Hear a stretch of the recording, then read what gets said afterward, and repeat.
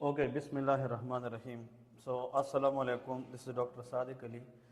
NRE step 1 की जो lecture है आज से हमारे स्टार्ट होंगे द न्यू लेक्चर्स। ठीक है जी। इसमें हमारे पास जितने स्टूडेंट्स हैं जो ऑनलाइन हमें सुन रहे, ठीक है, जिन लोगों ने ऑलरेडी ज्वाइन किया है या जो लोग ऑलरेडी बैठे हैं क्लास के अंदर, उनको मैं ये बता दूं कि एनआरई स्टेप 1 की जब भी हम क्लासेस लेते हैं या इसकी हम कोई न्यू सेशन स्टार्ट करते हैं तो पहले हमें ये पता होना चाहिए कि एनआरई स्टेप 1 है क्या चीज़। ठीक है, इसमें हमने कौन से कोर्सेज करने हैं, इसमें हमने पढ़ना क्या है। इसके दो चीज़ें हैं, एक तो इसके अंदर हम बेसिक्स पढ़ेंगे और इसमें हम क्लिनिकल भी पढ़ेंगे। ठीक है जी। बेसिक्स के अंदर एनाटॉमी है, बेसिक्स के अंदर बायोकेमिस्ट्री है, फिजियोलॉजी है, एट्सेट्रा। लेकिन इसमें जो बेसिक्स हम पढ़ेंगे वो एग्ज़ाम के मुताबिक पढ़ेंगे, जो एग्ज़ाम के अंदर बेसिक्स आते हैं वो हम डिस्कस करेंगे। और इसके साथ हम क्लिनिकल पढ़ेंगे। तो क्लिनिकल के अंदर सबसे जो इम्पोर्टेंट है वो इंटरनल मेडिसिन है, फिर इसके बाद सर्जरी है, फिर इसके बाद ऑप्थेल्मोलॉजी है, ईएनटी है। ठीक है जी। हमारे डेली बेस पे दो दो लेक्चर्स होंगे। जैसा कि आज पहला दिन है तो ज़्यादा स्टूडेंट्स आने वाले हैं, ठीक है, लेकिन एक दो दिन तक जब क्लास प्रॉपर बनेगी तो हमारे डेली बेस पे 2 लेक्चर या 3 लेक्चर्स भी हुआ करेंगे। ठीक है जी। तो आज मैं आप लोगों को पहला जो स्टार्ट करने लगा वो इंटरनल मेडिसिन है। हम एक सब्जेक्ट बेसिक पढ़ेंगे, उसमें हम एनाटॉमी से स्टार्ट करेंगे, लेकिन अभी इस लेक्चर के अंदर जो हम स्टार्ट करेंगे वो इंटरनल मेडिसिन है।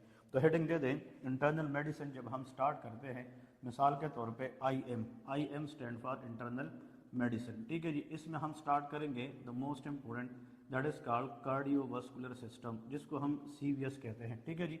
इंटरनल मेडिसिन सीवीएस से हम पहला स्टार्ट लेंगे। आप लोगों को पहले ये पता होना चाहिए कि जो सीवीएस है, कार्डियोवास्कुलर सिस्टम, इसमें हम हार्ट और ब्लड वेसल के बारे में डिस्कस करेंगे, इनकी डिजीज़ क्या है और इसके बारे में हम मैनेजमेंट पढ़ेंगे। ठीक है। तो हमारा जो पहला टॉपिक है that is called heart failure. तो हेडिंग दे दे कि what is meant by heart failure. अभी हम डिस्कस करेंगे, ये एनआरई स्टेप 1 के अंदर एक बहुत अहम टॉपिक है और इसके ऊपर बहुत सारे सवालात आते हैं। तो हमें ये पता होना चाहिए कि हार्ट फेलियर क्या है। ठीक है जी। That is called heart failure which is very very important one.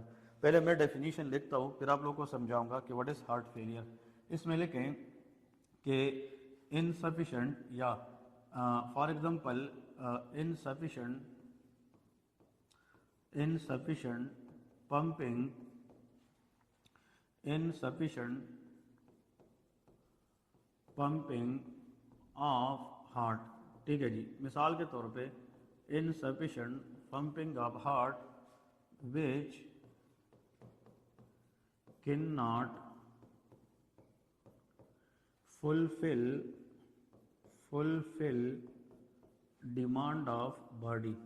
This is very very important one, demand of body. इसका मतलब ये है कि हमारे बॉडी को जो ब्लड मिलती है उसको पंप करने वाला हार्ट है, क्योंकि हार्ट का काम क्या है, पंपिंग है। हमारे ब्रेन को ब्लड चाहिए, हमारे लीवर को ब्लड चाहिए, हमारे किडनी को ब्लड चाहिए, उन सब को ब्लड देने का काम किसके पास है, हार्ट के पास है। अब हार्ट ने जो ब्लड पंप करना है वो इतना होना चाहिए कि हमारी बॉडी की डिमांड को पूरी करे। लेकिन अगर हार्ट पंप करे, हार्ट ऐसा नहीं कि पंप ना करे, पंप करे बट इतना ना करे कि जिस पे बॉडी की डिमांड को पूरी करे, तो उसको हम क्या कहेंगे, हार्ट फेलियर कहते हैं। ठीक है जी। ज़्यादा लोग इसको पता है गलत समझते हैं कि हार्ट फेल का मतलब ये है कि हार्ट काम नहीं कर रहा। हार्ट काम कर रहा है, पंपिंग कर रहा है, बट इनसफिशिएंट कर रहा है। जो कर रहा है वो डिमांड के मुताबिक हो नहीं है। ठीक है जी। एक चीज़ आप लोगों ने याद रखना है कि अगर ये हार्ट है, इसने पंप करना है मिसाल के तौर पे, तो इसने इतना ब्लड देना है जिस पे हमारी बॉडी काम कर सके। अगर इसने पंपिंग कम करी है तो इसका मतलब यह है कि heart is failing to fulfil the demand of the body. ठीक है जी। या कभी कभार हार्ट रुक जाता है, उसकी जो पंपिंग है वो कंप्लीटली रुक जाती है, उस दौरान इंसान अनकॉन्शियस होता है और उसका जो पल्स है वो क्या हो जाती है, एब्सेंट हो जाती है। इसको हम कार्डियक अरेस्ट कहते हैं। क्या कहते हैं, कार्डियक अरेस्ट। कार्डियक अरेस्ट में हम फिर बीएलएस करते हैं, सीपीआर करते हैं, वो डिफरेंट चीज़ है।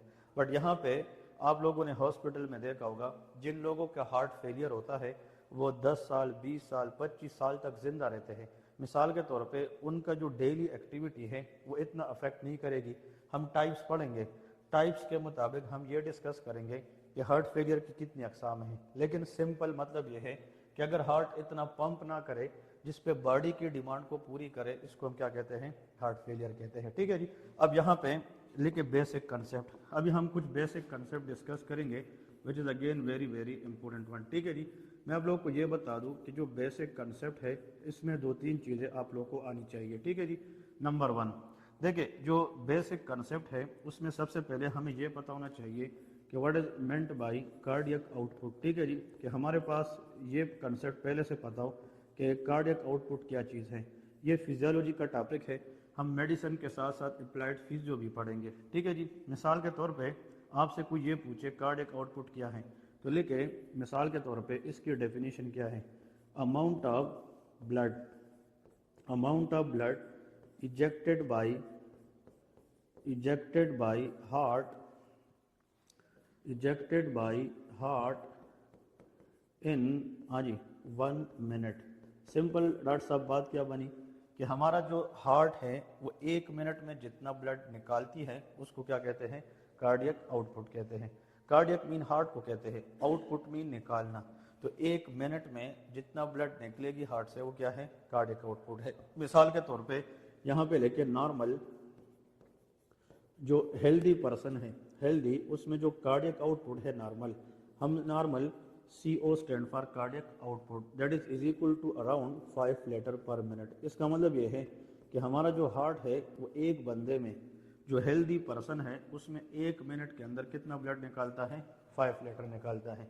अगर 5 लीटर का ब्लड हार्ट 1 मिनट में निकालेगा तो हमारी बॉडी की डिमांड को पूरी करेगी। ठीक है जी, अगर मिसाल के तौर पे एक मरीज है, उसको MI है, MI mean very good, myocardial infarction है, उसको कार्डियोमायोपैथी है, कोई डिजीज है हार्ट के अंदर जिसमें पंपिंग वीक है, तो फिर उसका अगर 4 लीटर निकलेगा, 3 लीटर निकलेगा, तो फिर ये सफिशिएंट है कि इनसफिशिएंट, इनसफिशिएंट है, क्योंकि 5 लीटर से कम होगा तो उस पर बॉडी की डिमांड पूरी नहीं होगी, that will lead to heart failure. ठीक है जी, तो हार्ट फेलियर के अंदर जो मेन चीज़ है वो हमारी कौन सी चीज़ कम हो जाती है, कार्डियक आउटपुट। ठीक है जी, वेरी इंपॉर्टेंट। अब 2 पॉइंट और से सुने, कल को आप हॉस्पिटल में काम करते हैं, किसी से बात करते हैं, आप लोगों ने एक और नाम सुना होगा, स्ट्रोक वॉल्यूम। कौन सी, स्ट्रोक वॉल्यूम। अगर हमारा हार्ट जो एक सिस्टोल करता है और एक diastole, contraction of the heart is systole, relaxation is diastole, तो एक सिस्टोल और एक डायस्टोल, इसको हम 1 बीट कहते हैं। क्या कहते हैं, 1 बीट।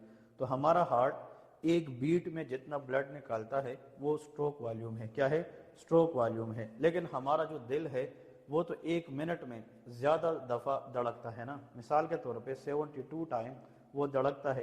तो कहने का मतलब ये है, 2 बातें गौर से सुने, मैंने क्या बोला कि एक बीट में जितना ब्लड निकलेगी वो स्ट्रोक वॉल्यूम है, बट 1 मिनट में जितना ब्लड निकलेगी वो कार्डियक आउटपुट है। ठीक है जी, ये बहुत इंपॉर्टेंट है। अब यहाँ पे हम डिस्कस करेंगे हार्ट।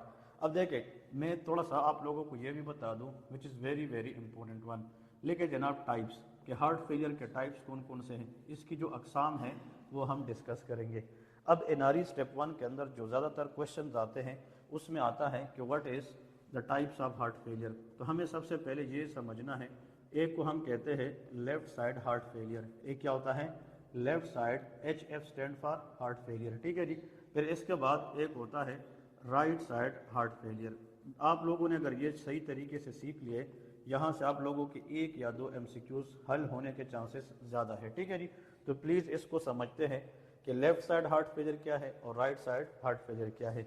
लेकिन इसको समझने के लिए ज़रूरी ये है कि हमें कंसेप्ट पता हो। ठीक है जी, तो लेके कंसेप्ट, ये जो कंसेप्ट है ये आएगी तो हम फिर जाके क्वेश्चन भी ठीक करेंगे और एग्जाम के अंदर हमसे कोई भी सवाल पूछेगा तो हम इसका आंसर भी कर सकेंगे। ठीक है जी, तो कंसेप्ट में थोड़ा सा आप लोगों को बता दो कि इसका मतलब क्या है, और से सुने, that is very very important one. मिसाल के तौर पे आप लोग इस तरह एक 4 चेम्बर्ड हार्ट ड्रा करें, सिंपल, क्योंकि हमारे हार्ट के कितने खाने होते हैं, 4 खाने होते हैं। ठीक है जी, इसमें अगर आप लोग इस तरह एक सिंपल डायग्राम ड्रा करें, for example this is the human heart. ठीक है जी, ये 4 चैम्बर्स हैं, इनमें से जो ऊपर वाले 2 खाने हैं इनको एट्रियास कहते हैं और नीचे दोनों को वेंट्रिकल्स कहते हैं। ये आर्ट्रियम्स है और ये वेंट्रिकल है।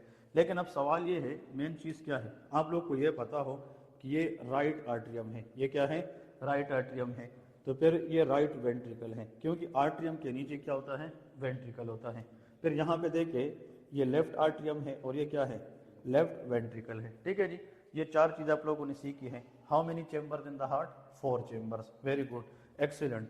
अब प्लीज़ डॉक्टर साहब इधर फोकस करें कि इसमें मेन पॉइंट्स क्या है। सवाल ये है कि जब दोनों वेंट्रिकल रिलैक्स करते हैं इसको वेंट्रिकुलर डायस्टोल कहते हैं, और जब वेंट्रिकल कॉन्ट्रैक्ट करते हैं वो वेंट्रिकुलर सिस्टोल होता है। ठीक है जी। अब जब दोनों वेंट्रिकल कॉन्ट्रैक्ट करेंगे तो फिर ब्लड ने तो बाहर जाना है। अब ये जो राइट वेंट्रिकल है ये जब कॉन्ट्रैक्ट करेगी तो ब्लड पल्मोनरी आर्टरी में जाएगी, और जब लेफ्ट वेंट्रिकल कॉन्ट्रैक्ट करेगी तो ब्लड आयोटा में जाएगी। कहाँ पे जाएगी? आयोटा में जाएगी। लेकिन हार्ट से ब्लड निकलेगी तब जब दोनों वेंट्रिकल क्या करें? कॉन्ट्रैक्ट करें, सिस्टोल करें। अब सवाल ये है, ये जो राइट एट्रियम है, उसूल ये है, प्रिंसिपल ये है कि राइट एट्रियम से ब्लड किधर जाएगी? Right ventricle. समझ रहे क्या नहीं? राइट से कभी भी ब्लड किधर नहीं जाएगी? लेफ्ट में नहीं जाएगी। और से सुने, अब लिखना नहीं है, पहले उसको सुने कि आप लोग फिर इसको भूले ही ना कि राइट का काम राइट को ब्लड देना है और लेफ्ट का काम लेफ्ट को ब्लड देना है। लेकिन ये तब की बात है जब बच्चे की पैदाइश होती है, आफ्टर द बर्थ। कौन सा? After the birth. अगर एक बच्चा है वो माँ की पेट में है, मिसाल के तौर पे प्रेगनेंसी की बात करता हूँ, इसको हम फीटल सर्कुलेशन कहते हैं। कौन सा? फीटल। उसमें फिर राइट से ब्लड किधर जाती है? लेफ्ट में जाती है, क्योंकि जब बच्चा माँ की पेट में होता है उसके लंग्स काम नहीं करते हैं। तो जो प्लेसेंटा है वो लंग्स को क्या करते हैं? खून साफ करते हैं, और बच्चे में राइट साइड का ब्लड किधर जाता है? लेफ्ट में। लेकिन ये पैदाइश से पहले, जब बच्चा पैदा हो जाए और उसकी माँ के साथ कनेक्शन ख़त्म हो जाए तो फिर शर्त यह है कि राइट्स के ब्लड किधर जाएगी? राइट पे जाएगी। ठीक है जी। इसको हम कहते हैं postnatal circulation, after the birth. मतलब पोस्ट नेटल, इसका मतलब यह है, पोस्ट का मतलब होता है बाद में, पोस्ट मीन आफ्टर, और नेटल मीन बर्थ। इसको हम कौन सा कहते हैं? Postnatal circulation. अब आप लोगों को ये बता दूं, जिस तरह हमारा ब्लड सप्लाई है, ये तो बर्थ की बात हम बता रहे, तो हम सब के अंदर कौन सा सर्कुलेशन है? Postnatal. बच्चा जब माँ की पेट में होता है वो प्री नेटल है। क्या है? Pre natal. और बर्थ के बाद पोस्ट नेटल होता है। ठीक है जी। ये बहुत इंपॉर्टेंट है। अब और से सुने, सवाल ये है आप लोगों को समझाने के लिए, फिर आप लोग मुझे बताएं कि ब्लड राइट से राइट में जाएगी कि नहीं? राइट से राइट में जाएगी अगर हम किसकी बात करेंगे? पोस्ट नेटल की बात करेंगे। अब लिखना नहीं है प्लीज। राइट एट्रियम से ब्लड जब किधर जाएगी? Right ventricle. तो यहाँ पे एक वाल होता है कि नहीं? इस वाल का नाम है ट्राइकस्पिड वाल। कौन सा? Very good, that is called tricuspid valve. ठीक है जी, that is called tricuspid valve. जो ट्राइकस्पिड वाल है इसका काम यह है कि ये राइट एट्रियम से ब्लड किसको देगी? Right ventricle. ठीक है जी। अब जो राइट वेंट्रिकल है यहाँ से पल्मोनरी आर्टरी निकलती है। क्या निकलती है? पल्मोनरी आर्टरी, और वो फिर लंग्स में जाती है। कहाँ पे जाती है? लंग्स में जाती है। अब यहाँ पे आप लोग इमेजिन करें, शाबाश, ये पल्मोनरी आर्टरी है। क्या है? पल्मोनरी। तो राइट वेंट्रिकल से ब्लड किधर जाएगी? पल्मोनरी आर्टरी में। तो यहाँ पे वाल होगा कि नहीं? इस वाल का नाम पल्मोनरी वाल है, दैट इज कॉल्ड पल्मोनरी वाल। अब आप लोगों से मेरा सवाल ये है विच इज़ वेरी इंपॉर्टेंट। अब डॉक्टर साहब आप बताएं, शाबाश, कि राइट एट्रियम से ब्लड राइट वेंट्रिकल में जाएगी तो कौन सा वाल है? ट्राइकस्पिड है। और राइट वेंट्रिकल से जब पल्मोनरी आर्टरी में जाएगी तो पल्मोनरी वाल है। अब ये दोनों वाल ऐसे है कि ये हार्ट के लेफ्ट साइड पे है कि राइट पे? राइट। इनको राइट साइडेड हार्ट वाल कहते हैं। क्या कहते हैं? Right sided. तो राइट साइडेड हार्ट वाल में दो आते हैं, ट्राइकस्पिड एंड पल्मोनरी वाल। समझ रहे कि नहीं? Very important. अब जब ब्लड किसको मिल गई? लंग्स को। तो फिर लंग्स इस ब्लड को, जो गंदा खून है, उसको साफ करेगी, डीऑक्सी ब्लड किस में कन्वर्ट करेगी? ऑक्सीजनेटेड। फिर पल्मोनरी वेन के जरिए ब्लड लेफ्ट एट्रियम में जाती है। कहाँ पे जाती है? पल्मोनरी वेन के जरिए लेफ्ट एट्रियम। यहाँ पे मैं लिखता हूँ कि दीज आर, मिसाल के तौर पे, these are pulmonary veins. Pulmonary artery दो होती है, एक लेफ्ट और एक राइट। पल्मोनरी वेन्स चार होते हैं। ठीक है। और जब पल्मोनरी वेन ब्लड लंग से लेते हैं तो वो किस एट्रियम को देंगे? Left atrium. लेकिन लेफ्ट आर्ट्रियम और पल्मोनरी वेन के दरमियान कोई वाल नहीं है, ये डायरेक्टली ड्रेन होते हैं। समझ रहे क्या नहीं? Very important. अब ब्लड किधर पहुंच गया है? एनीवन? शाबाश, ब्लड पहुंच गया है लेफ्ट किधर पे? आर्ट्रियम में। अब लेफ्ट आर्ट्रियम से ब्लड किधर जाएगी? लेफ्ट वेंट्रिकल में, क्योंकि ब्लड इधर आई है ना, तो लेफ्ट से ब्लड लेफ्ट में जा रही है ना, तो लेफ्ट आर्ट्रियम से ब्लड किधर जाएगी? Left ventricle. तो यहाँ पे वाल होता है कि नहीं? इसको हम एक्सीलेंट, इसका नाम है मिट्रल वाल, दैट इज कॉल्ड मिट्रल वाल, जिसका दूसरा नाम बाइकस्पिड वाल भी होता है। कौन सा होता है? बाइकस्पिड। नाम सुना है कि नहीं? सो बाइकस्पेड या इसको हम क्या कहते हैं मेडिसिन के अंदर मेट्रल वाल कहते हैं, ठीक है जी। सो मेट्रल वाल। अब सवाल ये है कि ब्लड किसको मिल गया है, लेफ्ट वेंट्रिकल।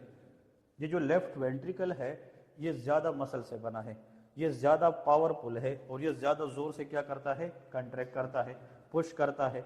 और इस लेफ्ट वेंट्रिकल से अयोटा निकलती है कि नहीं, मिसाल के तौर पे ये कौन सी चीज़ है, अयोटा। तो यहाँ पे वाल होगा कि नहीं, उस वाल का नाम क्या है, अयोटिक वाल है। एक्सीलेंट, वेरी गुड, ठीक है जी। तो यहाँ पे देखें, शाबाश, फिर से बोले आप कि लेफ्ट आर्ट्रियम से जब लेफ्ट वेंट्रिकल में ब्लड जाएगी तो कौन सा वाल है, मेट्रल वाल। और डॉक्टर साहब जब लेफ्ट वेंट्रिकल से अयोटा में जाएगी तो अयोटिक वाल है। कौन सा है, अयोटिक वाल। तो हमने अभी तक कितने वाल पढ़े हैं, 4, ट्राइकस्पिड वाल, पल्मोनरी वाल, मेट्रल वाल एंड अयोटिक वाल, ठीक है जी।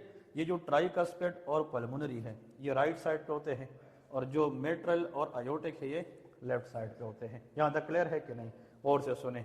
अब सवाल ये है, मिसाल के तौर पे अगर राइट वेंट्रिकल और लेफ्ट वेंट्रिकल को ब्लड मिल जाए तो फिर इसने तो कंट्रैक्ट करना है, राइट वेंट्रिकल से ब्लड पल्मोनरी आर्टरी में जाएगी और लेफ्ट वेंट्रिकल से ब्लड अयोटा में जाएगी, ठीक है जी। और फिर अयोटा ने ये पूरा का पूरा ब्लड हमारे बॉडी में डिस्ट्रीब्यूट करना है। अब सवाल ये है कि अगर मिसाल के तौर पे इन दोनों वेंट्रिकल की कंट्रैक्शन या पंपिंग फंक्शन वीक है तो फिर इतना ब्लड नहीं निकलेगा जिस पे बॉडी की डिमांड हो पूरी हो जाए। तो फिर पेशेंट किस में जाएगा, हार्ट फेलियर में जाएगा। किस में जाएगा, हार्ट फेलियर में। अब सवाल ये है कि अगर, और से सुने, मसला किस में है, लेफ्ट वेंट्रिकल, और ये ठीक है तो फिर ये वेंट्रिकल अगर काम ना करे और ब्लड अयोटा को कम मिले तो हार्ट फेलियर है कि नहीं है, हार्ट फेलियर है। लेकिन प्रॉब्लम सिर्फ किस में है, लेफ्ट वेंट्रिकल में, तो उसको लेफ्ट साइड हार्ट फेलियर कहते हैं। क्या कहते हैं, लेफ्ट साइड हार्ट फेलियर। लेकिन अगर ये ठीक है बट मसला कहाँ पे है, राइट साइड में है, और ये ब्लड आगे कम दे दे तो उसका नाम राइट साइड हार्ट फेलियर है। अब समझ रहे कि नहीं। अब एक और पॉइंट और से सुने, मिसाल के तौर पे आप लोगों ने ये नाम सुना है स्टीनोसिस का, शाबाश। स्टीनोसिस का मतलब होता है नेरो, स्टीनोसिस का मतलब नेरो। ये कौन सा वाल है, अयोटिक वाल। अगर ये अयोटिक वाल अपने नॉर्मल साइज से क्या हो जाए, तंग हो जाए, नेरो, हम कहते हैं यार फलाने बंदे के हार्ट में वाल नेरो हुए है, तंग हुए है। अब मैंने यहाँ पे लिखा है कौन सा वाल नेरो है, अयोटिक। तो अयोटिक वाल स्टीनोसिस, कौन सी, अयोटिक वाल स्टीनोसिस। नाउ लेफ्ट वेंट्रिकल तगड़ा है, उसमें मसल है। अब ये चाहते हुए भी अयोटा को ब्लड कम देगा कि ज्यादा, कम देगा, क्योंकि जगह क्या है, तंग है। तो जब ब्लड निकलेगा कम तो वो बॉडी की डिमांड को पूरा नहीं करेगा। तो अयोटिक वाल स्टीनोसिस भी कौन सा साइड का मसला है, लेफ्ट, तो वो भी लेफ्ट साइड हार्ट फेलियर कराता है। अब समझ गए कि नहीं। चले, अयोटिक वाल ठीक है, कौन सा वाल में मसला है, मेट्रल वाल में। तो लेफ्ट आर्ट्रियम से ब्लड लेफ्ट वेंट्रिकल को कम मिलेगी कि ज्यादा, कम मिलेगी। तो फिर जब इसको मिलेगी कम तो ये अयोटा को भी कम देगी, तो फिर भी हार्ट फेलियर होगा कि नहीं। लेकिन कौन सा साइड है, लेफ्ट, तो वो भी लेफ्ट साइड हार्ट फेलियर है। तो लेफ्ट साइड हार्ट फेलियर में या तो अयोटिक वाल का मसला है, या माइट्रल वाल का मसला है, या लेफ्ट वेंट्रिकल का मसला है। अब समझ गए कि नहीं। एक मरीज है हमारे पाकिस्तान के अंदर, एशियन कंट्री में, अफगानिस्तान के अंदर, बांग्लादेश के अंदर, इंडिया के अंदर हाई ब्लड प्रेशर के मरीज ज़्यादा होते हैं, हाइपरटेंशन। एक बंदा उसका बीपी क्या है, हाई है, तो उसमें अयोटा के अंदर प्रेशर क्या होगी, ज़्यादा होगी। तो लेफ्ट वेंट्रिकल को उस हाई प्रेशर को कम करने के लिए left ventricle has to pump more और लेस, शाबाश। हाई ब्लड प्रेशर में जब प्रेशर ज़्यादा है तो लेफ्ट वेंट्रिकल को ज़्यादा काम करना होगा। अगर वो मरीज़ दवाई इस्तेमाल ना करे, वो परहेज़ ना करे, तो उसका प्रेशर क्या होगा, ज़्यादा होगा। तो हमारे हार्ट के ऊपर बोझ ज़्यादा पड़ेगा कि नहीं। एक वक्त आएगा कि ज़्यादा प्रेशर जो अयोटा में है, हाई ब्लड प्रेशर में, उसके खिलाफ कौन सा वेंट्रिकल फेल हो जाएगा, लेफ्ट वेंट्रिकल। तो फिर लेफ्ट साइड हार्ट फेलियर। तो chronic hypertension also can cause of left side heart failure. अब समझ गए कि नहीं। अभी हम डिस्कस करेंगे लेके डिफरेंसेस कि left side right side heart failure की डिफरेंसेस क्या है। तो लेके एक चार्ट बनाते हैं, उसमें हम डिस्कस करेंगे कि what are the main differences, ठीक है जी। तो हेडिंग दे दे शाबाश, क्या differences between left side and right side heart failure. तो यहाँ पे लिखे आप लोग इस तरह लिखे, दैट इज कॉल्ड, मिसाल के तौर पे, that is called which side, left side heart failure, ठीक है जी, लेफ्ट साइड हार्ट फेलियर। और इसके साथ यहाँ पे हम लिखेंगे कौन सा, राइट साइड हार्ट फेलियर। ये कंसेप्ट समझ गए कि नहीं, which is very very important one. Exam के अंदर इससे सवाल जो है वो ज़रूर आता है, ठीक है जी। तो लेफ्ट साइड और राइट साइड हार्ट फेलियर के ऊपर हम बात करेंगे। नंबर 1 गौर से सुने, पहले जो पॉइंट है लेके काजेस कि भाई वो कौन सी वजूहात है या कौन सी काजेस है जिसकी वजह से कौन सा साइड हार्ट फेलियर होता है, लेफ्ट साइड होता है। ठीक है, अभी आप लोगों को मैंने क्या बताया, क्रोनिक हाइपरटेंशन, किस वजह से, क्रोनिक। अगर एक मरीज है उसका बीपी बहुत ज़्यादा है, हाई ब्लड प्रेशर की वजह से अगर हार्ट फेल होता है तो प्लीज़ आज के बाद याद रखें वो लेफ्ट साइड होता है। कौन सा, लेफ्ट साइड। तो यहाँ पे लिखे क्रोनिक हाइपरटेंशन, किस मरीज में, chronic hypertension. HTN is the word use for high blood pressure. ठीक है जी, तो आप लोगों ने एज अ डॉक्टर याद रखना है HTN का मतलब हाइपरटेंशन है, हाई ब्लड प्रेशर है। ठीक है जी, फिर इसके बाद नेक्स्ट लिखे मिसाल के तौर पे MI stand for myocardial infarction. अगर मिसाल के तौर पे एक मरीज है उसको दिल का दौरा पड़ जाता है और उसमें प्रीडोमिनेंटली कौन सा चैम्बर खराब हो जाए, लेफ्ट वेंट्रिकल, तो उसका भी लेफ्ट साइड हार्ट फेलियर हो सकता है कि नहीं, तो मायोकार्डियल इन्फाक्शन। और नेक्स्ट लिखे that is called aortic and mitral valve problem. कौन सा, आयोटिक एंड माइट्रल वाल्व। आप लोगों को पता है कि हार्ट के अंदर आयोटिक और माइट्रल वाल्व ये किस साइड पे है, लेफ्ट साइड पे है कि नहीं, तो इन वाल्व की प्रॉब्लम की वजह से भी क्या हो सकता है, लेफ्ट साइड हार्ट फेलियर होता है। ठीक है जी, तो ये प्लीज़ आप लोगों ने पहले याद रखना है कि लेफ्ट साइड हार्ट फेलियर किन किन कंडीशन में हो सकता है। ठीक है जी, तो फिर सुने, हाई ब्लड प्रेशर या मायोकार्डियल इन्फाक्शन की वजह से, या मिसाल के तौर पे आयोटिक वाल्व में मसला हो या माइट्रल वाल्व में, इनमें से कोई भी प्रॉब्लम आ जाए तो वो किस साइड को डैमेज करेगी, लेफ्ट साइड को डैमेज करेगी। ठीक है जी, अब लेके राइट साइड, इसकी काज लिखते हैं कि राइट साइड की काज कौन कौन सी हैं। तो यहाँ पे लिखे कि what are the causes of right side heart failure. ठीक है, अब मैं आप लोगों को एक ट्रिक बताता हूँ, प्लीज़ यहाँ पे लिखे लेफ्ट साइड हार्ट फेलियर। अब ये ज़्यादा स्टूडेंट जानता नहीं है बट ये बहुत इंपॉर्टेंट है, that is called left side heart failure. और से सुने, और मैं ब्रैकेट में लिखता हूँ कि अगर हमने ये वर्ड बता दिया तो हम ये बताएंगे that is the most common. अब मैं इसके ऊपर बात करूँगा कि इसका मेन मतलब क्या है। और से सुने, अब लिखना बंद करें और इधर फोकस करें। एक मरीज है उसका जो मेन मसला है वो किस साइड में है, लेफ्ट में है। मेरी बात समझ रहे, अब लेफ्ट में मसला क्यों है, या तो उसका ब्लड प्रेशर हाई है या उसकी वाल में मसला है, बट मसला जो है वो किस साइड पे है, लेफ्ट साइड पे। लेफ्ट साइड हार्ट फेलियर है तो फिर आप लोगों का मतलब ख्याल क्या है कि जब ये साइड फेल है तो ब्लड आगे ज़्यादा जाएगी कि कम, when left side is fail accident, blood आगे कम जाएगी, तो ज़्यादा ब्लड तो इधर रुकेगी ना, तो अगर ब्लड आगे जाएगी नहीं तो फिर बैक प्रेशर लगेगी कि नहीं। तो जब लेफ्ट साइड फेल होता है तो फिर बैक प्रेशर किस वेन पे लगेगी, पल्मोनरी वेन। पल्मोनरी वेन वो प्रेशर किस पे लगाएगी, लंग्स पे लगाएगी। तो लंग्स के अंदर प्रेशर बढ़ने की वजह से एडीमा के चांसेस होंगे कि नहीं, इसलिए left side heart failure can cause pulmonary oedema. Oedema कराता है जब लंग्स पानी से भर जाए, फ्लूइड से भर जाए तो सांस लेने में दुश्वारी होगी कि नहीं, और जब लंग्स भर जाएंगे तो फिर ये लंग्स इतने भर जाएंगे कि वो किससे ब्लड नहीं लेगी, पल्मोनरी आर्टरी से। फिर पल्मोनरी आर्टरी में अगर ब्लड ज़्यादा होगी तो वो किससे नहीं लेगी, राइट साइड। तो जब मसला किस साइड में था, लेफ्ट में, तो बैक प्रेशर की वजह से जाके उसने किसको फेल किया, राइट साइड। तो जिस मरीज में राइट साइड हार्ट फेलियर होती है 90% चांसेस है कि उसका क्या भी फेल है, लेफ्ट साइड भी फेल है। तो याद रखें the most common cause of right side heart failure is called left side heart failure. अब समझ रहे कि नहीं, वेरी इंपॉर्टेंट।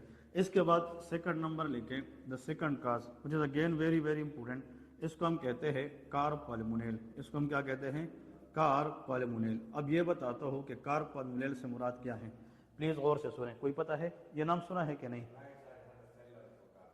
ओके। अब राइट साइड तो लेफ्ट साइड की वजह से भी फेल होता है, फिर उसको कार्पल्मोनेल नहीं कहते हैं, ये बहुत इंपॉर्टेंट है। कार्पल्मोनेल का मतलब आपको आना चाहिए कि व्हाट इज कार्पल्मोनेल।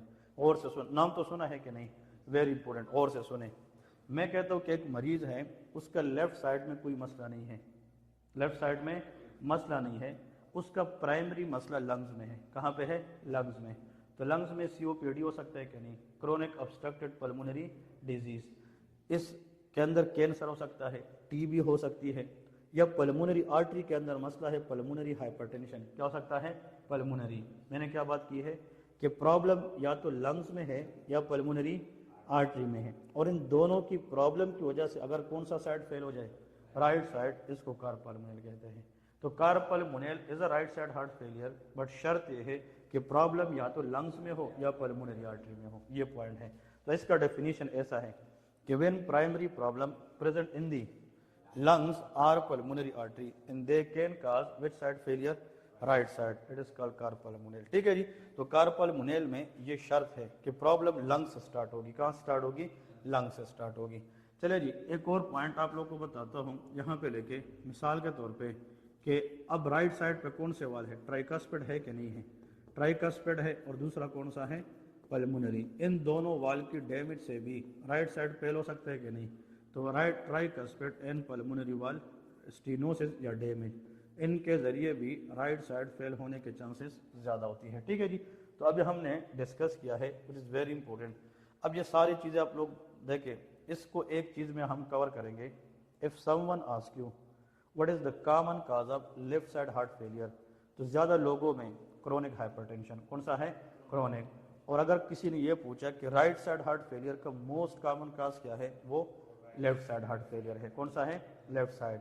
और आपसे अगर ये पूछे कि चले फर्ज करें प्रॉब्लम लंग्स में है या प्रॉब्लम पल्मोनरी आर्टरी में है और उसकी वजह से कौन सा साइड फेल हो जाए? राइट, तो उसको कार्पल्मोनल कहते हैं। ठीक है जी। अब अगर एक मरीज है उसको कौन सा साइड फेलियर है? Left side. तो नीचे लेके क्लिनिकल फीचर, वो कैसे प्रेजेंट करेगा, अस्पताल में कैसे आएगा, तो लेके क्लिनिकल फीचर्स क्या है, ये समझ गए यहाँ तक क्या नहीं? Very important. जहाँ पे लेके कि what are the clinical features, के क्लिनिकल फीचर्स इस साइड हार्ट फेलियर के कौन से है। ठीक है जी। तो आप लोग मुझे ये बताएं, शाबाश, जब क्लिनिकल फीचर हम डिस्कस करेंगे तो यहाँ पे मसला है, तो ब्लड आगे कम जा रही है ना, तो ब्लड आगे ना जाने की वजह से किधर जाएगी? बैक जाएगी। तो किस पे प्रेशर लगेगी? लंग्स पे। तो लंग्स पे प्रेशर बढ़ने से जब लंग्स में फ्लूइड आएगी तो सांस लेने में दुश्वारी होगी कि नहीं? तो लेके जनाब डिस्पनिया, क्या होगी? Dyspnoea, difficulty in breathing is called dyspnoea, which is very very important one. Patient को डिस्पनिया होगी। ठीक है जी। नंबर 2 आप लोग लेके that is shortness of breath, क्या होगी? Shortness of breath. फिर यहाँ पे लेके कफ, मरीज को जनाब कांसी लगना शुरू हो जाएगी और इसमें बलगम आती है, इसको प्रोडक्टिव कफ कहते हैं। क्या कहते हैं? प्रोडक्टिव, बलगम वाली कांसी हो सकती है। और चेस्ट टाइटनेस, मरीज ऐसा बोलेगा कि मुझे छाती में मतलब खिंचाव है, that is called chest tightness हो सकती है। ठीक है जी, चेस्ट टाइटनेस। और आखिर में लेके PND, क्या होगी? PND। अब ये थोड़ा सा बताऊंगा कि PND का मतलब क्या है। ठीक है जी। और से सुने, P stand for paroxysmal. P का मतलब क्या है? पैरोक्सिस्मल। मैं यहाँ पे अगर लिखूँ, ये देखे, दिस P इज कॉल्ड, बताए what is this? Paroxysmal. P का मतलब क्या है? पैरोक्सिस्मल। इसके बाद N है, N का मतलब है नॉकटर्नल। N का मतलब क्या है? नॉकटर्नल। और D for dyspnoea, D for dyspnoea. Please आप लोगों ने शाबाश ये बताना है, PND का मतलब कार्डियोलॉजी में क्या है? Paroxysmal nocturnal dyspnoea. ठीक है जी। मैं यस, मतलब बाजों का जो मरीज होते हैं जिनका लेफ्ट साइड हार्ट फेलियर होता है, रात के वक्त उनको सांस लेने में तकलीफ आती है। ठीक है जी। लेकिन ये तकलीफ कभी आती है कभी जाती है, ऑन ऑफ होता है, इसको पैरोक्सिस्मल कहते हैं। पैरोक्सिस्मल का मतलब एपिसोडिक। मैं बता रहा हूँ कि इसका मतलब क्या है, और से सुनें। ये तो सबको पता है कि लंग्स के अंदर आप लोगों को पता है एल्व्यूलाई है। क्या है? एल्व्यूलाई, लंग्स के सेल है। अब जब प्रेशर बढ़े तो इसमें फ्लूइड आ जाएंगे कि नहीं? मिसाल ये है, एक गिलास है, गिलास ये एल्व्यूलाई है, इसमें फ्लूइड आ गई तो फ्लूइड गिलास की तह में बैठेगी कि नहीं? अब जब गिलास में पानी डालेंगे तो नीचे जाएगी। तो अगर हाफ गिलास फुल है बट स्टिल हाफ गिलास में तो पानी है कि नहीं है? मिसाल के तौर पे हाफ गिलास में पानी फुल है और हाफ गिलास एम्प्टी है। अब जहाँ पे उसने फुल किया है वहाँ पे तो ऑक्सीजनेशन नहीं हो रही, ऊपर तो हो रही कि नहीं? तो मरीज का थोड़ा बहुत गुजारा हो रहा है। अब ये एल्व्यूलाई ऐसी है, मैं सोता हूँ, जब मैं रात को सोता हूँ तो मेरे लंग्स तो ऐसे हो जाते हैं, तो फिर एल्व्यूलाई अपराइट होगी कि फ्लैट हो जाएगी? फ्लैट। जब वो फ्लैट होगी तो जो हाफ ग्लास के अंदर पानी था वो रीडिस्ट्रीब्यूट होना शुरू हो जाएगी। और जब एक वक्त आएगा रात के वक्त कि वो पूरा पानी किस में डिस्ट्रीब्यूट हो जाए? एल्व्यूलाई में। तो एकदम सांस बंद होगी कि नहीं? और जब सांस बंद होगी, सांस में तकलीफ आएगी, डिस्पनिया है, और ये सोने के दौरान ज़्यादा होती है तो ड्यूरिंग द नाइट होती है। तो ये मरीज एकदम हैबत में उठता है, पसीना पसीना उठता है कि यार मेरी सांस रुक गई। तो जब ये जल्दी उठता है तो उसके लंग्स फिर ऐसे से ऐसे पे आता है कि नहीं? तो फ्लूइड किधर जाती है? नीचे। तो सांस लेने में दुश्वारी कम हो जाती है, फिर सोता है फिर आती है, फिर उठता है नहीं आती। तो इस ऑन ऑफ अटैक को हम PND कहते हैं, पैरोक्सिस्मल नॉक्टर्नल डिस्पनिया कहते हैं। लेकिन एक चीज़ यह है कि जब भी आप कार्डियोलॉजी में काम करते हैं या हार्ट फेलियर पेशेंट देखते हैं तो उसका जो बेड है वो कंप्लीटली फ्लैट होता है कि अपराइट होता है, अपराइट, ताकि उनको क्या ना हो जाए, PND ना हो जाए। ये बहुत इंपॉर्टेंट, ठीक है ना। इसका मतलब इनकी जो लंग्स है ना वो थोड़ा सा ऐसे रखते हैं ताकि इनका जो एल्वुलाई है वो ऐसे हो, वो ऐसे ना हो जाए। तो मरीज जब ऐसे थोड़ा उसकी बेड या हम ऊपर करते हैं या इनके पीछे पेलोज रखते हैं, सराहने रखते हैं, ताकि उनको सपोर्ट दे, ताकि एक कंप्लीट फ्लैट में ना हो, वरना उसको फिर बार बार सांस लेने में दुश्वारी आएगी, जिसको हम PND कहते हैं। समझ रहे क्या नहीं? तो गौर से सुने, ऐसा हार्ट फेलियर जिसका मेन प्रॉब्लम लंग्स पे जाए, किस पे जाए, तो वो कौन सा साइड होगा, लेफ्ट साइड। और अगर लेफ्ट साइड की वजह से लंग्स में फ्लूइड आ जाए तो इसको हम कार्डियोजेनिक पल्मोनरी एडिमा कहते हैं। क्या कहते हैं? Cardiogenic pulmonary. तो यहाँ पे ये सारे सिम्टम जो आए हैं ये पल्मोनरी एडिमा की वजह से है कि नहीं। तो याद रखें कि वो हार्ट फेलियर जिसमें पल्मोनरी एडिमा के सिम्टम आते हैं वो कौन सा साइड होगा, लेफ्ट साइड हार्ट फेलियर होगा। याद होगा कि नहीं? Very very important. इसके बाद लेके अगर एक पेशेंट है उसका जो राइट साइड हार्ट फेलियर है उसमें क्लिनिकल फीचर क्या है वो हम डिस्कस करेंगे कि what are the clinical feature in the right side heart failure. शाबाश, आप लोगों से मेरा सवाल ये है, और से सुने, मैं यहाँ पे लिखता हूँ 1, 2 and 3। इस 3 चीज़ों को कम्बिनेशन में हम ट्राइएट कहते हैं। क्या कहते हैं? ट्राइएट। ट्राइएट से मुराद होता है मेडिसिन में combination of how many thing, 3 things. Try का मतलब 3 है, जिस तरह डाई का मतलब 2 है, ट्राई का मतलब 3 है। तो 3 चीज़ें जब मरीज में आती है तो हम समझते हैं कि मे भी मरीज को कौन सा साइड फेल हो, राइट साइड। अब मैं बता रहा हूँ कौन से, और से सुने। अब मरीज का जो मेन मसला है वो तो इस साइड में है ना, इस साइड में तो नहीं है, इस साइड में है। और इस साइड के मसले से भी तो इस साइड का मसला आ सकता है, ऐसा है कि नहीं। अब अगर ये साइड फेल हो जाए तो फिर आगे क्या होगा? आप लोगों ने ये नाम सुना है कि इस राइट एट्रियम को ऊपर से जो गंदा खून लाने वाला वेन है वो सुपीरियर वीना केवा है, नाम सुना है कि नहीं। और नीचे से वेन कौन सा है, इंफीरियर वीना केवा है, ठीक है जी। अब सुपीरियर वीना केवा from the upper part, inferior vena केवा फ्रॉम द लोअर पार्ट, ये दोनों डीऑक्सी ब्लड लाते हैं और किसको देते हैं, राइट एट्रियम को देते हैं। किसको देते हैं? राइट एट्रियम को, ठीक है जी। अब गौर से सुने, सवाल ये है अगर ये वाला साइड फेल है, कौन सा साइड की बात हो रही है, वेरी गुड, तो फिर ब्लड तो आगे नहीं जाएगा, ब्लड वापस जाएगा कि नहीं। तो वापस जब ब्लड इधर से जाएगा तो किस पे प्रेशर बढ़ेगा, सुपीरियर वीना केवा। और जो सुपीरियर वीना केवा है उसका प्रेशर जो पीछे लगता है वो इंटरनल जुगुलर वेन पे लगता है। किस पे? Internal jugular. तो जिस मरीज का इस नेक में प्रोमिनेंट वेन होता है, बड़ा वेन होता है, इट्स मीन के इंटरनल जुगुलर वेन में प्रेशर क्या है, ज़्यादा है। तो नंबर 1, इस साइड फेलियर में जो प्रेशर लगेगा नेक में वेन के अंदर वो इंटरनल जुगुलर वेन, तो उसमें प्रेशर ज़्यादा होगा कि कम, ज़्यादा। तो लेके रेज जेवीपी से मुराद जुगुलर वीनस प्रेशर है। तो यहाँ पे हमें ये पता होना चाहिए कि यहाँ पे हम जब डिस्कस करते हैं that is called raised JVP, ठीक है जी। JVP stand for jugular venous pressure, उसके अंदर प्रेशर क्या होगी, ज़्यादा होगी। और जो जुगुलर वेन है वो कंस्ट्रिक्ट होगा कि डायलेट होगा, वेरी गुड। तो इसको कुछ किताब वाले कहते हैं जुगुलर वीनस डिस्टिंक्शन। क्या कहते हैं? जुगुलर वीनस डिस्टिंक्शन मोटी हो जाती है, बड़ी हो जाती है। हम जब प्रैक्टिकल एग्जाम में जाते हैं हॉस्पिटल में या NRE 2 में, जैसे कि आजकल हम पढ़ा रहे, तो उसमें हम क्या करते हैं कि जब आप हार्ट की एग्जामिनेशन करते हैं, मरीज लेटा है, तब मरीज को कहते हैं उस तरफ देखे ताकि आप यहाँ पे देखें कोई प्रोमिनेंट वेन तो नहीं है। ये वेन इसलिए देखते हैं कि हमें ये पता चले कि यार राइट साइड का कोई इशू तो नहीं है हार्ट में, ठीक है जी। फिर इसके बाद बैक प्रेशर जिस तरह इस पे लगती है तो किस पे भी लगेगी, इंफीरियर वीना केवा।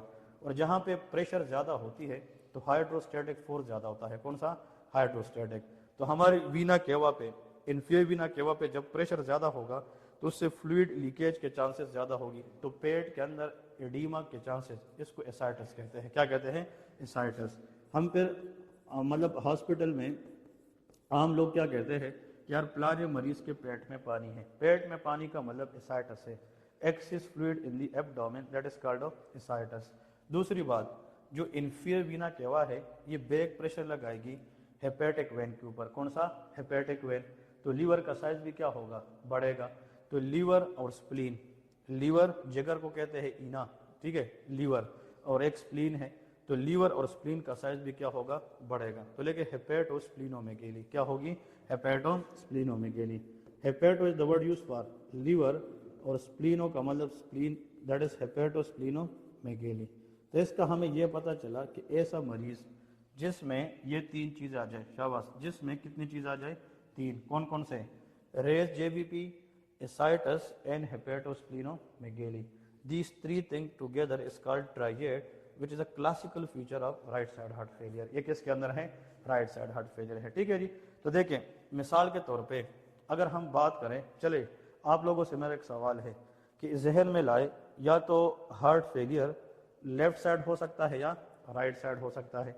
अब अगर लेफ्ट साइड हार्ट फेल हो जाए, लेफ्ट साइड, तो प्रॉब्लम बॉडी पे जाएगी कि लंग्स पे जाएगी, लंग्स पे। और जब राइट साइड फेल हो जाए तो पूरी बॉडी पे जाएगी, सही।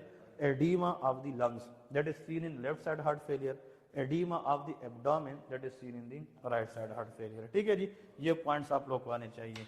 अब इसके बाद जो मरीज आते हैं कभी कभार, अब ये पॉइंट तो आप लोग को समझ आ गए और ये सारी चीज़ें आप लोगों को क्लियर हो गई। अगर मिसाल के तौर पे हम लेके अदर टाइप्स, एक तो हमने ये टाइप्स पढ़े कि लेफ्ट साइड हार्ट फेलियर हो सकता है और ये क्या हो सकता है, शाबाश, राइट साइड हार्ट फेलियर हो सकता है। अब लेके अदर टाइप्स कौन से हैं, जो हार्ट फेलियर है इसके अदर टाइप्स जो होते हैं उसके ऊपर दो तीन बातें करूंगा, ठीक है जी। अदर टाइप्स में लेके कभी कभार मिसाल के तौर पे अगर हार्ट है उसकी पंपिंग कमज़ोर है, हाँ जी, तो पंपिंग कमज़ोर होने का एक वजह क्या है कि हार्ट क्या ना करे, कंट्रैक्ट। तो जब कंट्रैक्शन ना करे और ब्लड ना निकले उसको कहते हैं सिस्टोलिक हार्ट फेलियर। कौन सा, सिस्टोलिक। कभी कभार हार्ट सही है बट उसमें क्या नहीं हो रही, रिलैक्सेशन। मैं मिसाल आप लोग को दे रहा हूँ, और से सुने, ये हार्ट है, अब ये रिलैक्स हो गया और ये कंट्रैक्ट हो गया। तो जब हम रिलैक्स करते हैं तो हार्ट का स्पेस क्या होता है, ज़्यादा, तो उसमें ब्लड ज़्यादा आएगी ना, और जब वो कंट्रैक्ट करेगा तो ब्लड ज़्यादा निकलेगी। तो हार्ट फीलिंग जो होती है, हार्ट जब ब्लड लेता है वो रिलैक्सेशन में रहता है। तो कहने का मतलब ये है कि अगर हार्ट कंट्रैक्ट ना करे, हार्ट ब्लड ले ले बट निकाले ना, तो हार्ट फेलियर हो सकता है कि नहीं। तो ऐसा कंसेप्ट को सिस्टोलिक हार्ट फेलियर कहते हैं। बट अगर हार्ट में कंट्रैक्शन है बट वो क्या नहीं कर सकता, रिलैक्सेशन नहीं कर सकता, तो ब्लड ज़्यादा आएगी कि कम आएगी, तो फिर भी इतना ब्लड नहीं निकलेगा जो बॉडी की डिमांड को पूरी करे, उसको डायस्टोलिक हार्ट फेलियर कहते हैं। तो हार्ट फेलियर की अलग अकसाम में एक सिस्टोलिक हार्ट फेलियर है और एक डायस्टोलिक है। ऐसा करते हैं, यहाँ पे आप लोग लेके मिसाल के तौर पे यहाँ पे लेके वेरिएबल, ठीक है जी, which is very very important, और यहाँ पे लेके मिसाल के तौर पे that is called systolic heart failure, ठीक है जी। सिस्टोलिक हार्ट फेलियर वो है जिसमें हार्ट की कंट्रैक्शन का मसला हो, किस चीज़ का मसला हो, कंट्रैक्शन। और डायस्टोलिक हार्ट फेलियर वो है जिसमें हार्ट की क्या मसला हो, रिलैक्सेशन का मसला हो, ठीक है जी। तो रिलैक्सेशन के इशू में डायस्टोलिक फेलियर होता है और कंट्रैक्शन के मसले में सिस्टोलिक इशू होता है, ठीक है जी। फिर इसमें अगर हम दो तीन बातें और से सुने, मिसाल के तौर पे वेरिएबल के अंदर लेके यहाँ पे नंबर 1 दैट इज कॉल्ड, इस पीटी का मतलब पेशेंट है, ठीक है जी, that is called patient age. जिन लोगों में कौन सा हार्ट फेलियर होता है, सिस्टोलिक। तो अस्पताल के अंदर रिकॉर्ड में देखा गया है कि इन लोगों की उम्र जो होती है वो 65 साल से कम होती है, इसको कहते हैं अर्ली ऑनसेट। कौन सा, अर्ली ऑनसेट। यहाँ पे लिखे लेस देन 65 ईयर, कि मतलब ये है 50 साल में, 60 साल में ज़्यादा लोगों में जो हार्ट फेलियर होता है वो कौन सा है, सिस्टोलिक है। बट जिन लोगों में डायस्टोलिक है तो वो आफ्टर द एज ऑफ 65, तो मतलब ये ओल्डर एज में ज़्यादा कॉमन है और ये थोड़ा सा यंगर एज में। तो यहाँ पे लिखे more than 65 year, which is very very important one. एक डिफरेंस तो इसका ये है, ठीक है जी। फिर लिखे व्हाट आर द काजेस, कि भाई काजेस इनके कौन कौन से हैं। तो सबसे पहले तो अगर आप लोग को मैं बता दूं दैट इज कॉल्ड काजेस, इसमें तो सबसे पहले लिखें डायलेटेड कार्डियोमायोपैथी, नाम सुना है क्या नहीं, that is called dilated cardiomyopathy. Anyone can tell me in the class, शाबाश, हार्ट के कितने लेयर्स होते हैं, 3, पेरिकार्डियम, मायोकार्डियम एंड एंडोकार्डियम, ठीक है जी। अब मुझे ये बताएं, जब हार्ट रिलैक्स करता है तो उस रिलैक्सेशन का एक लिमिट होना चाहिए कि नहीं। अगर heart beyond the limit relax करे तो दोबारा क्या नहीं करेगा, कंट्रैक्ट। तो हार्ट अगर हद से, अब स्प्रिंग ले ले, स्प्रिंग को आप खींचे और एक हद तक और छोड़े तो वो फिर आएगा कि नहीं। अगर हम इसका हद पार करेंगे तो दोबारा कंट्रैक्ट नहीं करेगा। ऐसा कंसेप्ट जिसमें heart beyond the limit relax करे, डायलेट करे, बट दोबारा क्या ना करें, कंट्रैक्ट, उसको हम डायलेटेड कार्डियोमायोपैथी कहते हैं। ठीक है जी। तो उसमें हार्ट का साइज तो बड़ा होगा बट उसमें कंट्रैक्शन नहीं होगी। ठीक है जी। तो इसमें सिस्टोलिक हार्ट फेलियर होगा कि नहीं। नंबर 2 लेके एमआई, मायोकार्डियल इन्फार्क्शन में भी हो सकता है। ठीक है जी। फिर इसके बाद लेके मिसाल के तौर पे that is called restrictive cardiomyopathy. जिन लोगों में हार्ट जो है वो कंट्रैक्ट कर सकता है बट वो प्रॉपर तरीके से रिलैक्स नहीं करेगा, तो इस कंसेप्ट को रिस्ट्रिक्टिव कार्डियोमायोपैथी कहते हैं। कौन सा कहते हैं, रिस्ट्रिक्टिव। रिस्ट्रिक्शन का मतलब ये है कि heart can't able to relax properly. इसमें जो हार्ट है वो कंट्रैक्ट हो सकता है बट क्या नहीं कर सकता, रिलैक्स नहीं कर सकता। ये हम पढ़ेंगे, डिस्कस करेंगे। और एक डिजीज है H for hypertrophic, O for obstructed cardiomyopathy. Hypertrophic obstructed cardiomyopathy. यार आप लोगों ने देखा होगा बाज़ औक़ात एथलीट्स होते हैं वो रनिंग करते हैं, फुटबॉल खेलते खेलते वो गिर जाते हैं, मर जाते हैं, क्रिकेट खेलते खेलते गिर जाते हैं, इसको सडन डेथ कहते हैं। जो सडन कार्डियक डेथ है यंग एथलीट के अंदर, उसका कॉमन काज हाइपरट्रोपिक ऑब्स्ट्रक्टेड कार्डियोमायोपैथी है। ये हम डिस्कस करेंगे। तो dilated cardiomyopathy, systolic heart failure, restrictive cardio और हाइपरट्रोपिक ऑब्स्ट्रक्टेड कार्डियोमायोपैथी में डायस्टोलिक हार्ट फेलियर होती है। ठीक है जी। अब इसमें सबसे इम्पोर्टेंट क्या है, नंबर 1 लेके फिजिकल एग्जामिनेशन। जब आप इस मरीज की फिजिकल एग्जामिनेशन करेंगे ना, फिजिकल एग्जामिनेशन, तो उसमें एक पॉइंट आप लोगों को आना चाहिए। फिजिकल एग्जामिनेशन हम क्या करेंगे, इसमें लेके मतलब डिस्प्लेस एपेक्स बीट, इसमें लेके that is called displace apex beat. ठीक है, that is called displace apex beat. और यहाँ पे अगर आप लोग देखें मिसाल के तौर पे, विच इज़ वेरी वेरी इंपॉर्टेंट, इसमें लेके ये डिस्प्लेस है और यहाँ पे लेके नॉन डिस्प्लेस। थोड़ा सा इसको डिस्कस करेंगे कि डिस्प्लेस और नॉन डिस्प्लेस एपेक्स बीट का मतलब क्या है। ठीक है जी। That is displace apex beat और यहाँ पे लेके नॉन डिस्प्लेस एपेक्स बीट। ठीक है जी। इसका एक फ़र्क है वो आप लोग को बताने जा रहा हूँ। हम मरीज को लेटाते हैं, जिस तरह काउच पे मरीज लेटा होता है, और से सुने तो उसकी जो स्टर्नम है ना, ये जो छाती का बोन है, इसका एक लेफ्ट साइड है और एक राइट साइड है। हम लेफ्ट साइड ये जो निपल है इसके नीचे हाथ रखते हैं, तो ये है 5th इंटरकोस्टल स्पेस। कौन सा, 5th, मतलब बाय साइड पे, मतलब बाय साइड पे 5th इंटरकोस्टल स्पेस। और हम यहाँ पे इंटरकोस्टल स्पेस पर गिनते हैं इसे। ठीक है जी। 5th इंटरकोस्टल स्पेस है, यहाँ पे एपेक्स बीट होता है। क्या होता है, एपेक्स बीट। इसको हम कहते हैं फॉर एग्जांपल एपेक्स बीट, या आप लोगों ने शायद ये नाम नहीं सुना होगा लेकिन ये भी इम्पोर्टेंट है, PMI। PMI से मुराद होता है पॉइंट ऑफ मैक्सिमम इम्पल्स। इसका मतलब क्या है, पॉइंट ऑफ मैक्सिमम इम्पल्स। ये एपेक्स बीट है। अब और से सुने, हम जब मरीज के यहाँ पे हाथ रखते हैं तो हमें वो बीट नहीं मिलता कभी कभार, और जब हम हाथ थोड़ा सा आगे लेके जाते हैं तो ये बीट हमें आगे मिलता है। तो अगर 5th इंटरकोस्टल स्पेस पे एपेक्स बीट ना मिले, इसको डिस्प्लेस कहते हैं। क्या कहते हैं, डिस्प्लेस। अब सवाल ये है कि अगर हार्ट कंट्रैक्ट नहीं कर सकता तो फिर किस में मसला है, सिस्टोल में मसला है। तो हार्ट बियॉन्ड द लिमिट क्या है, बियॉन्ड द लिमिट हार्ट ने क्या की है, डायलेशन। अगर हार्ट ज़्यादा रिलैक्स हो जाए और वो दोबारा क्या ना करे, कंट्रैक्ट, तो कौन सा हार्ट फेलियर है, सिस्टोलिक है। अब जब हार्ट डायलेट ज़्यादा है तो हार्ट का साइज बढ़ेगा कि कम होगा, बढ़ेगा। तो जब हार्ट बढ़ेगा तो उसका एपेक्स बीट उसी जगह पे होगा कि डिस्प्लेस, इसलिए इसमें डिस्प्लेस एपेक्स बीट होता है। लेकिन इसमें हार्ट का साइज बढ़ता नहीं है। ये हार्ट जो है वो सिर्फ रिलैक्स नहीं करता, कंट्रैक्ट तो करता है। इसका मतलब यह है कि इसमें एपेक्स बीट नॉर्मल होता है।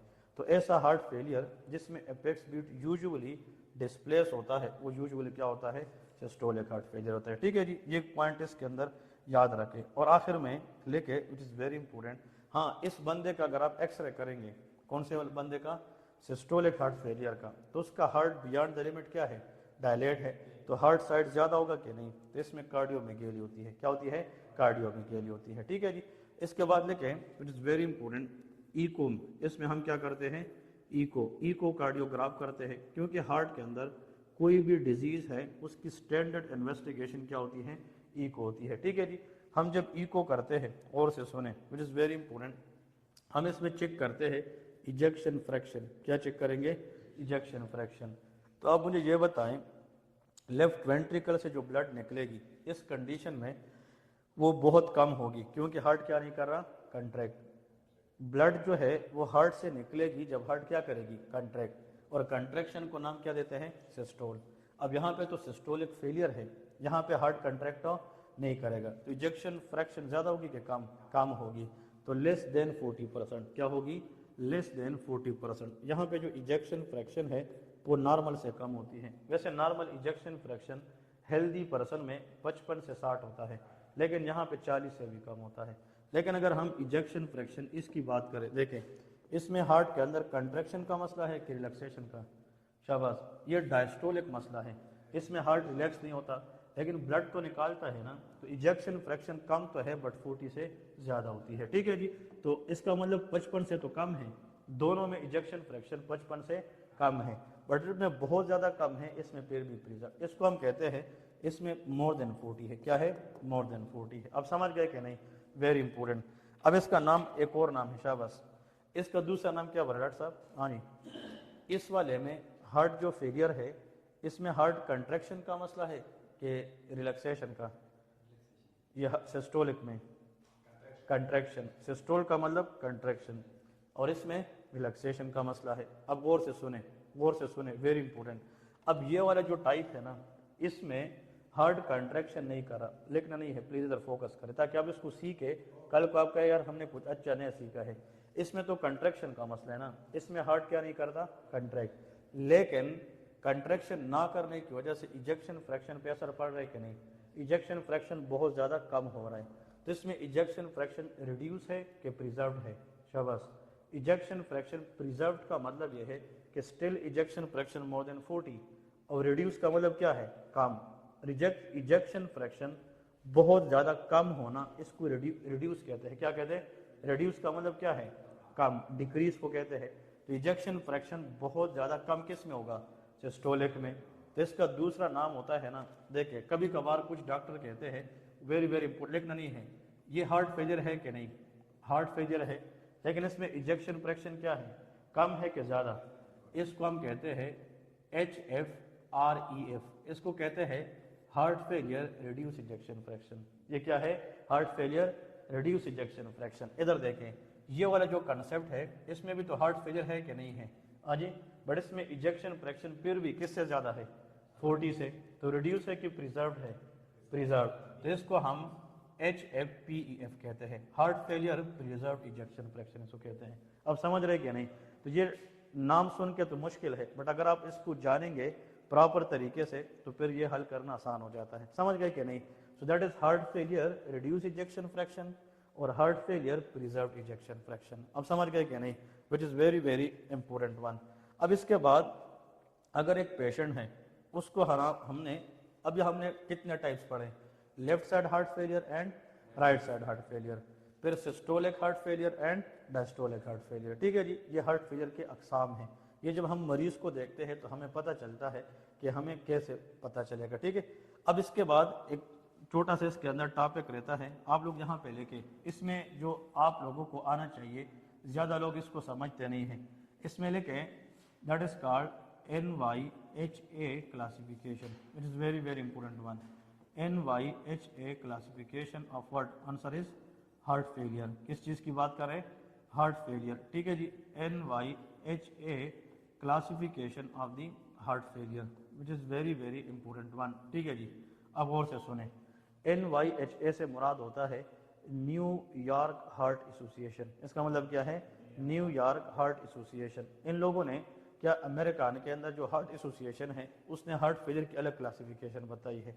वो क्लासिफिकेशन पता है किस पे डिपेंड करेगी, वो क्लासिफिकेशन इस पे डिपेंड करती है कि जो मरीज है वो कितना कुछ चल सकता है, मतलब आपका हार्ट फेल है बट फिर भी आप चल सकते हैं कि नहीं। मिसाल के तौर पे ये मैं नेक्स्ट क्लास में फिर डिस्कस करूंगा, लेकिन इसके जो मेन होता है इसकी ग्रेडिंग होती है या स्टेज होती है, ये स्टेज 1 से लेके स्टेज 4 तक जाती है। किस तक जाती है, स्टेज 4, ये हम डिस्कस करेंगे डिटेल के साथ। लेकिन अब और से सुने, एक मरीज है उसका हार्ट फेल है बट बहुत बहुत माइनर प्रॉब्लम है, कार्डियक आउटपुट कितना होता है, 5 लीटर होता है, उस मरीज का कार्डियक आउटपुट 4.6 लीटर है, तो कम तो है बट इतना ज़्यादा नहीं है, तो मरीज को कोई सिम्टम नहीं है, वो बैठा भी सही है, वो काम भी करता है। तो ऐसा हार्ट फेलियर जिसमें मरीज की फिजिकल एक्टिविटी अफेक्ट ना हो जाए, चाहे वो बैठे या काम करे। इस डिफेक्ट क्या है, सीवियर है कि माइल्ड है, माइल्ड। तो ऐसा माइल्ड हार्ट फेलियर जिसमें मरीज का फिजिकल एक्टिविटी अफेक्ट ना हो, इसको स्टेज 1 कहते हैं। क्या कहते हैं, स्टेज 1। फिर इसके बाद स्टेज 2 है कि मरीज बैठा है तो ठीक है, जब थोड़ा सा काम करता है तो उसको सिम्टम्स आ जाते हैं। फिर सांस उसका फूलता है, सांस रुकता है, या सीढ़ियों पे चलता है तो उसका सांस रुक जाता है, ठीक है जी। बात होता है कि मरीज बैठा भी है, बैठा है तो ठीक है, थोड़ा सा टेंशन बढ़ता है, बैठे बैठा है तो उसका सांस फूलता है, वो स्टेज 3 है। और कभी कभार जैसे वो मरीज बैठा है, लेटा है, चल रहा है, सब कंडीशन में उसका सांस का मसला है, वो किस में आता है, स्टेज 4। तो ये जो NYHA क्लासिफिकेशन हम पढ़ेंगे आगे, न्यूयॉर्क हार्ट एसोसिएशन, ये किस बेस पे डिपेंड करता है, फिजिकल एक्टिविटी। किस पे, फिजिकल एक्टिविटी, कि हार्ट फेलियर में फिजिकल एक्टिविटी कितनी है। बाज मरीज लाते हैं तो हम पूछते हैं कि भाई आप इस मसले के साथ साथ चल सकते हैं कि नहीं, सीढ़ियाँ चढ़ सकते हैं कि नहीं, सीढ़ियाँ चढ़ते वक्त आपकी सांस तो नहीं रुकती। ये इसलिए पूछते हैं कि मरीज किस स्टेज के अंदर है, किस ग्रेड के अंदर है। तो हम फिजिकल एक्टिविटी को देखते हुए हार्ट फेलियर के अंदर जो NYHA क्लासिफिकेशन है, वो हम कितने स्टेजेस में डिस्कस करेंगे, 4 में करेंगे, ठीक है जी। तो ये आप लोग को इस क्लास में जो है ना याद रखना है, क्योंकि आज हमने एक स्टार्टअप लेनी थी, तो आप लोग को पता चला कि हमने पढ़ना कैसे है, किस तरीके से जाना है। अगर आप पूरा MBBS या MD इस तरह पढ़ेंगे जिसमें आपका हर सब्जेक्ट आएगा, तो आपको क्लिनिकल प्रैक्टिस में मजा आएगा। क्या एक चीज़ मैं देख रहा हूँ, अब हार्ट फेलियर के बहुत सारे मरीज देखे होंगे, बट जब आपके पास इस तरह का नॉलेज होता है और आप किसी का ईको पढ़ते हैं, ECG पढ़ते हैं, फिर आपको मज़ा भी आएगा, क्या इस चीज़ के अंदर मुझे मतलब चीज़ समझ आई है और मैंने अच्छा पढ़ा है, ठीक है जी। तो इंशाल्लाह डेली बेस पे जो क्लासेस होगी वो मिलती रहेगी, और इंशाल्लाह उम्मीद यह है कि आप लोग यहाँ से पढ़े भी, सीखे भी, और इंशाल्लाह एग्जाम्स भी क्लियर करें, ठीक है जी। ओके, अल्लाह हाफिज़।